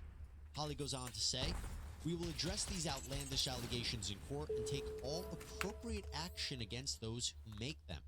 Then, the attorneys What for was this? Universal Music Group, one of the defendants who are also being sued by Rodney happened? Jones for their alleged participation and facilitation of the abuse and trafficking claimed by Jones, they argued that the claims were so, quote, 14. offensively false. Oh, that I one lost of these this? No, I got it. I attorneys, got it. Donald Zakarin, wrote, "A license to practice law is a privilege. Mr. Blackburn, plaintiff's lawyer, has misused that license to self-promote, gratuitously, falsely, and recklessly accusing the UMG defendants of criminal behavior." So a lot of back and forth that we're seeing right here. And again, to be clear, everything that Diddy and his sons are facing are accusations. They haven't even been criminally charged. Can't These do are anything. Civil lawsuits. There has been no finding by a judge or Damn jury that they fucking are Google thing. liable at this point. Having said all of that, this is a very significant development, and we will see where it goes next. We want to do something different. We want to take a look back at some of the influence that Combs has had over the years, because one of the reasons the raids came as such a shock and that they are so big and they're being talked about so much is because think about the influence and impact Combs has had on the entertainment industry for the past, 20, 30 years? As we mentioned, Combs rose to fame in the early 1990s. He founded the record label Bad Boy Records in 1993, which later became Bad Boy Entertainment. He brought on Christopher Wallace, better known as the Notorious B.I.G., with him to his new label. And by the way, at its height, the label was reportedly bringing in $130 million a year. Combs himself recorded his first vocal work as a rapper in 1997 under the name Puff Daddy, called Can't Nobody Hold Me Down. His first album, No Way Out, went on to win the Grammy Award for Best Rap Album. Those early successes helped cement Combs as a star both inside and outside of the music industry. However, since Cassie's lawsuit was filed in November, Combs' radio airplay has dropped significantly. According to Billboard, Combs' big hits, which have been on rotation for years, have been played less and less, down a reported 88%. Now, as part of Bad Boy, Combs helped bring in some of the biggest names you could think of, the biggest artists: French Montana, Mace, Faith Evans, Janelle Monáe. The biggest Machine Gun artists you Kelly. can think of. Yeah. Wait, which one? Which one again? Which one? Montana, Mace, Faith Evans, Janelle Monáe, Machine Gun Kelly. All of these artists suck. In 2005, They weren't good. Combs and the artist... All of them. Here's the list again. ...percent. Now, as part of Bad Boy, Combs helped bring in some of the biggest names you could think of. The biggest artists. Nope. These were not the biggest names that you can think of. These are all the B fucking list rappers on the East Coast that sucked. These are not the who's who. French Montana. Nope. Mace. Nope. Faith Evans. Nope. Monet. Nope. Machine Gun Kelly. Machine Gun Kelly has the most street cred out of all those people, and I don't like Machine Gun Kelly. In 2005, Combs and the artist Pitbull co-founded Bad Got nothing Boy against Machine Gun with Kelly, but it does not surprise me at all that he signed with Puff Daddy. offices in New York and Miami. Combs is also credited on hundreds of songs for artists like Mary J. Blige, Mariah Carey, LL Cool J, he's the collab Jay-Z, guy. Ice Cube, Britney Spears. Everybody. But it is not just music. No. Combs has also had clear connections with the fashion industry as well. You might know that in 1998, Combs launched a clothing line called Sean John. California billionaire Ron Burkle invested $100 million into the company. Sean John became a very recognizable brand name, which pushed Combs further afield, designing Sean John. Now he's inspired really wheels for rich. cars. Combs also launched multiple What'd you fragrance do? lines like Unforgivable and 3 a.m. What'd you and do, talking about his business you ventures in fucking 2015, moron? Combs once again teamed up with Ron Burkle, as well as actor Mark Wahlberg, to buy a majority stake in Aqua Hydrate, a drink geared to athletes. Now, Combs, he was born in Harlem, has always had a strong connection to New York, and he was even given the key to the city in September 2023, right before the bombshell lawsuits. But it is not just New York that he has big connections to. No. He also has big connections out in Hollywood. He himself starred in an adaptation of Raisin in the Sun with John Stamos. He also acted and was featured in films like Get Him to the Greek, Monsters Ball, Draft Day. He was co-executive producer on films that appeared at Sundance. He's also listed as the writer and performer for a number of songs in numerous films and shows, including most recently Fast X, Transformers, and Euphoria. You may recall that he was the judge on Making the Band. This was an ABC and MTV reality show that focused on different musical acts, including the girl group Danity Kane. And talking about that for a second, one of its members, Aubrey O'Day, she has since spoken out about Combs. O'Day was dismissed from the group, with Combs saying that she wasn't the same person he signed, that fame had changed her. But on a podcast in 2022, O'Day revealed that she was fired because she, quote, wasn't willing to do what was expected of her, not talent-wise, but in other areas. She's since come out since the raids, posting on social media, quote, what you sow, you shall reap. I pray this emboldens all of us victims to finally speak on what we have endured. And then, of course, is Combs' love life. Combs has reportedly dated several A-list celebrities, including Jennifer Lopez, Cameron Diaz, and the late Cameron Kim Porter, Diaz. with whom he had shared 3 children. Cameron By the way, his Diaz. connection to Jennifer Lopez has sparked renewed interest, and whether she could be issued a subpoena now. Why do I say that? Because Yeah, what does she know about she's this? mentioned in the Jones lawsuit. Jones claimed in the lawsuit that Combs showed off his guns, that he would brag about shooting people, and that he confessed he was responsible for that infamous 1999 shooting outside of a New York City nightclub. He claims that Combs admitted that Lopez, who Combs was dating at the time, had been the one that carried the gun into the club for Combs, then passed the gun to Combs, and when he got into an altercation with someone, there were shots that were fired, 3 people were injured. Jones claims that Combs forced his then artist Shine to be the fall guy, taking the blame for the shooting of several people that night. He was sentenced for 10 years in prison, by the way. So not clear if she will be subpoenaed with respect to that lawsuit, or could she be I like the subpoenaed sniper with rifle, respect to this actually. criminal investigation? I don't know. We'll see. I will tell you, not everything that Combs has touched or that he's been connected to has prospered. He at one point had a restaurant called Justin's, named after one of his sons. There were 2 locations, but both had been shut down. Combs has lent his name and image to marketing campaigns for Ciroc Vodka after he agreed to help develop their brand. He was paid for every case sold, which grew from 75,000 cases to 400,000 cases in just 2 years.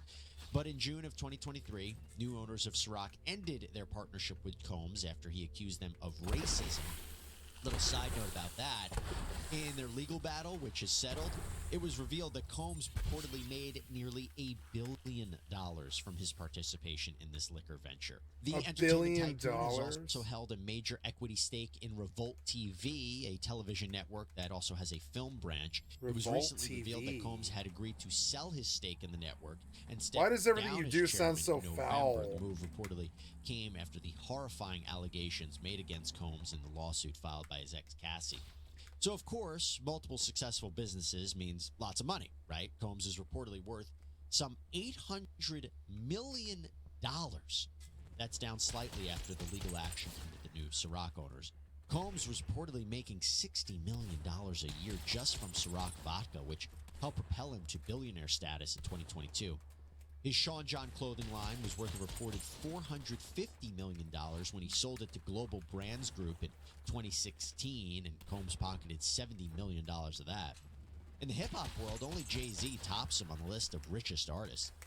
Combs' jet reportedly cost 8 figures. He owns more than $1 million in jewelry and has a collection of art that includes pieces by Andy Warhol and Jean-Michel Basquiat. His home on Star Island in Miami is reportedly worth over $30 million, and his Los Angeles home in the wealthy Holmby Hills area is worth reportedly over $40 million.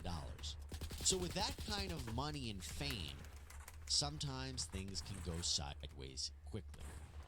And there is something to think about, too, when we talk about his businesses and his affiliated businesses. Because aside from these businesses potentially being issued subpoenas in this criminal investigation, when you look at the lawsuits, look at who else they're aimed at. For example, in the Jones lawsuit, he listed Love Records, Motown Records, Universal Music Group, Combs Global Enterprises all as defendants. The theory is that they are all part of a criminal racketeering enterprise, a violation of a federal RICO statute. The companies, Jones argues, are liable for the actions of Mr. Combs, his son Justin, another named defendant, and even Combs' chief of staff, Christina Quorum, as they were employees or agents of these entities acting on their behalf, that these entities should have been monitoring or warning or supervising what these people were allegedly doing. The big theme here is that they were part of a criminal enterprise, namely making money by forcing and threatening people like Jones to transport drugs and guns, solicit minors and sex workers, and make This is so music funny, without I'm properly sorry. paying them. The common purpose of this enterprise was, quote, to enrich themselves financially and sexually at the expense of producers and musicians like Jones. I say all of this to explain that it's not just Diddy who is in the crosshairs, but his companies, his associates, his affiliated companies. So in a massive lawsuit that could potentially result in damages from a financial perspective, these legal actions could hurt Combs' wallet, his livelihood, and his reputation, to say the least. And also, that amount of fame and wealth and notoriety, that power, that has become a common theme in these lawsuits. That he had the wealth and the power to threaten the plaintiffs, to force them into certain situations, to do certain things. From the Jones lawsuit, Jones claimed that Combs would use his power and influence to threaten and intimidate Jones. Quote, Mr. Combs would often switch up his approach. He would go from promising Mr. Jones the world to threatening Mr. Jones with physical harm. Mr. Combs threatened to eat Mr. Jones's face and inform Mr. Jones that he is willing to kill his mother, Janice Combs, if he must, in order to get what he wants, so he wouldn't think twice to harm Mr. Jones. In fact, here is a quote from the Cassie Ventura lawsuit. Quote, there was no one she could tell about what had happened at the hands of this incredibly powerful man. She recognized that she was powerless, and that reporting Mr. Combs to the authorities would not alter Mr. Combs' status or influence, but would merely give Mr. Combs another excuse to hurt her. So there you have it. Little bit of a history lesson, little bit of a recap about the power, the influence, the wealth of Diddy. Kind of puts everything else a little bit into perspective as he is constantly in the news, and we will continue to cover whatever updates happen in this case.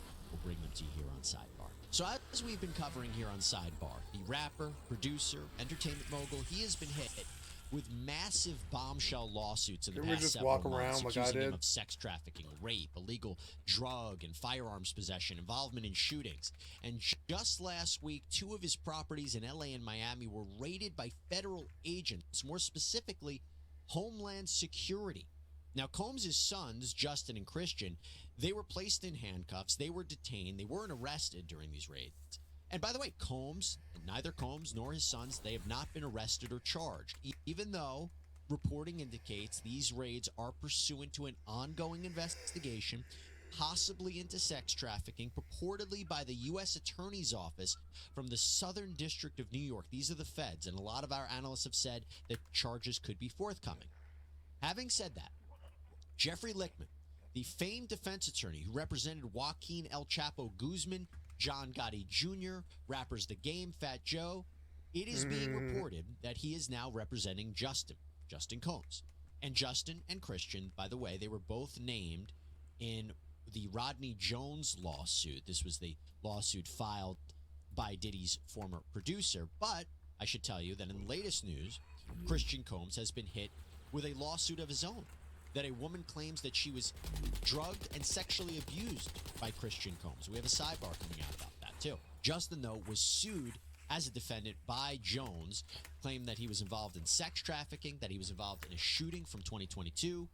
Now, Lichtman has been very critical of these raids, particularly the level of militarized force that was used. You had armed agents, vehicles. It was a scene. So on Lichtman's podcast, Beyond the Legal Limit, he talks about the raid, saying, quote, the government is not always good and not always honest and doesn't always play by the rules. In fact, it oftentimes does not play by the rules. He goes on to say, what bothers me the most about it is not so much the search, the overboard search that occurred on Puff Daddy's 2 homes, but the fact that the press was certainly told about it either immediately or right before. He goes on to say, quote, they were all there, ready to record it. They were all there, told about it, and breathlessly reporting what anonymous agents of law enforcement are telling them about what they're looking for, evidence of sex trafficking. That's bad because that's just an evil thing for our government or law enforcement to do. But here is the kicker. Let's listen to what he had to say about a jury. By using the press to leak what they're looking for, they're just dirtying a potentially future jury pool.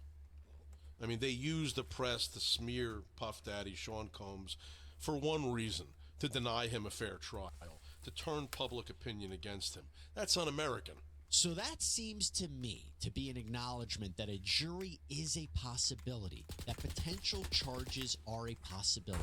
And that got me thinking, what about a jury in a potential prosecution of Diddy? What would that even look like? For that, let me bring on renowned expert, renowned jury consultant, attorney, psychologist, Alan Turkheimer. Alan, so good to see you. I don't remember the last time you were on Sidebar. If this is your premiere episode of Sidebar, I apologize. I don't remember, but it's good to see you. You know what? I was a while ago, but you were? It was too long. Yeah, it was too long. Yeah, it's been a long time. It's always too long. Well, I'm glad to have you here. So first, before we even get into what a potential Diddy jury could look like, okay, talk to me about what you made of Did he Lichtman's do comments. Well, Lichtman's certainly a brawler. He's a fighter. You look at some of the defendants that he's represented, and he's going to get started. He's not going to waste any time. He's not going to hold back. And he wants to, in my mind, put out this counter-narrative and start the process going of, maybe I didn't do it. Hey, look, all these civil the cases. Government's bad. They overreached. These many cases. My client is not guilty. And so he's just not wasting any time doing it. And he's looking down the road, way down the road, because it seems like it'll be a long time before a jury would get a case if there's charges and a trial and whatnot. But he's a planner. He's playing the long game. And so I think he just wants to get the position out that, hey, this isn't fair. Well, is he right that the level of these raids and the Couldn't media we just attention on these open the raids door? could I don't taint know. a future jury pool for Combs and his sons if they are ultimately criminally charged? I don't think that's the case. I think a lot has to happen, and there's a lot of safeguards that are built in place to keep this from happening. Now, if you fast forward and look at the whole process, jurors are going to forget, or potential jurors are going to forget. Now, even if they watch this, but so a lot of the You think the jury so? You think they'd really forget this? It's in the news constantly. It was a big deal. By the time a jury is selected, whenever that would be, I think maybe they'll have some recollection of it. But my experience is that jurors would say, yeah, I kind of remember he was arrested, but I don't think they would remember what it exactly looked like and what went down. And also, I think jurors, and this is a Southern District jury, will draw jurors from New York County, the Bronx, but then also some of the outlying counties, Putnam, Rockland, and Westchester, and a lot of jurors that come from those counties, they're not paying close attention to it. And even if some jurors from those counties know a little bit about it or read something about it, by the time trial comes around, there's so many hurdles that have to be overcome for a judge to say, okay, you can't be fair and impartial, you can't serve. By the way, just speculating here, let's say he is arrested and criminally charged within the next 6 months, okay? When would you see a trial? How long would it be?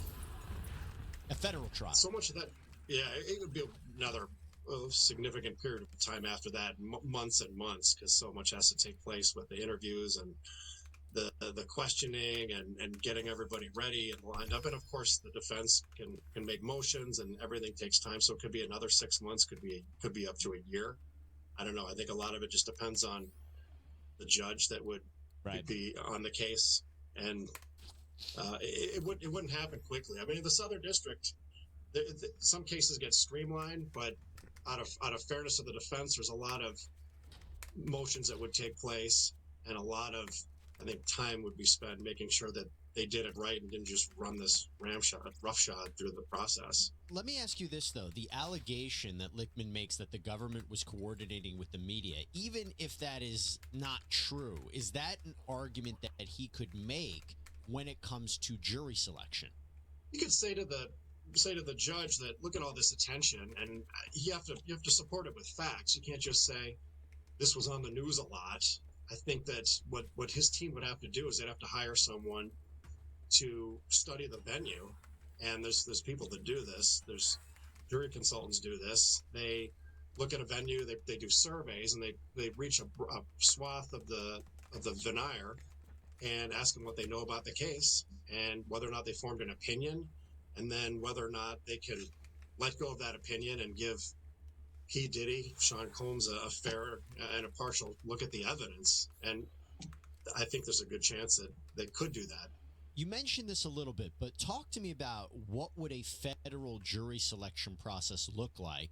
Again, assuming Combs and or his sons are criminally charged, they're hit with federal charges in the Southern District. What would a federal jury selection process look like? Very different from state court. It's going to be very different from what we're going to see in a couple weeks with Trump's trial in Manhattan, because unlike in Manhattan in a state case where lawyers get to ask the questions and get to deeply probe the individuals who could potentially serve on a jury, that's usually not the case in a federal trial. Now, the judges have some discretion. In a case like this, I think it's going to be clear that the jurors do have to be asked in depth about what they know about the case and what their attitudes are, whether or not they made up their minds. But it's not going to take as long as a state case would be. So the judge will either be right there involved, or at least somebody in the court, and we'll go through the jurors, and they'll just have to flat out ask them what they know about the case, whether they formed an opinion, and whether or not they can set that aside. So it could be streamlined. It's the Southern District can be unpredictable. You can pick a jury. It take a week to pick a jury, or a judge can just say, we're picking a jury and we're doing openings tomorrow, and it could be a day. So there's a lot of... You mentioned the different counties. Where would they go to get a jury pool? How would they send out summons? Would they do some sort of questionnaire before they even bring jurors in for voir dire? I would think so, yes. So they would. Now, this is... A lot of the jurors are going to come from New York County and Bronx County, but then some are going to come from some of the outlying counties like Westchester and Rockland and Putnam. But either way, I think the best thing to do would be to send out maybe 500 to maybe even 750 questionnaires, so that they get a sense of somebody, the people that have followed it closely, have made up their minds, and either they've embraced Lichtman's perspective and just run their questionnaire. They write, this is a witch hunt. I know that's maybe not for this case, but this is the government's overreaching and it's unfair. P. Diddy's being persecuted. Or on the other end, they would say things unflattering about Sean Combs. Those jurors then, if they fill out a questionnaire ahead of time, then most likely would not be invited to the next phase. 50 grand. You send out 500 questionnaires, maybe 125, then end up getting called in. They don't know that much about the case. They have made up their mind, and then they start more in-depth questioning in person. And to reach them, I think this was part of your question, it's usually, from my understanding, either voter registration or state ID, their voter rolls. Making some money, though. Also, they can get information on who to call in. So let's say you get jurors brought into court and you have both sides question them during the voir dire process, right? What kind of questions would they be asked by the government?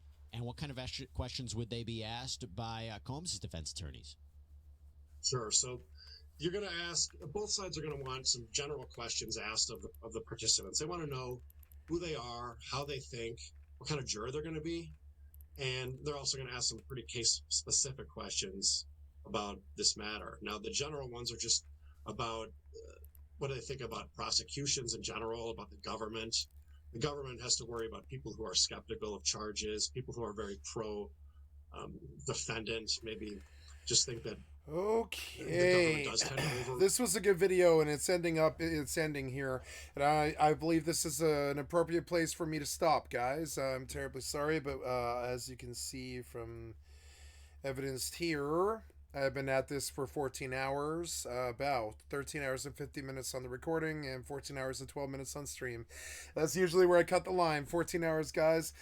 Thank you so much. I want to say thank you for your time. Got a lot done today. I lost 800 million on EvE, but I haven't had a lot of losses lately, and it gives me a reason to get up and farm. So I did not mind it. It was okay. I minded their tactics. I did not mind the loss. And then on Rust, did pretty well. Got to a T2 today, and got a whole bunch of clones done and all that. And then on Final Fantasy 11, I took my thief from 26 to 31, and 30, and which is good because now I have flee and I can run around places and stuff, and I can keep processing stuff, and On that note, I am gonna stop, and just a reminder, guys, you've been watching Skycat Live. I'm a full-time variety gamer all day, every day. Put me on in the background. Click on the cat space to donate. It was really good to see you guys. Thank you so much, and thank you for paying attention to me when I can't pay attention to you. And I love you guys, and thank you so much for your time. Just a reminder, this 14-hour session will be placed on my YouTube in the next hour. Well, I'm going to place it to upload over the next hour, and it will be on there over the next day. And tomorrow we'll be back after I do some stuff in the morning and walk. And I think I have something I've got to do to help my family and stuff, but should be on around like noon-ish, maybe 1 at the latest, and that is about 12 hours from now. Thank you so much for your time, guys. I love you. Thank you so much. Come and click on the cat space to donate at skycat.live is my website. Or come to Twitch and sub to me and give me a like, sub, or a follow. And thank you so much for your time. Appreciate it. And catch me tomorrow. Bye. Love you. Bye.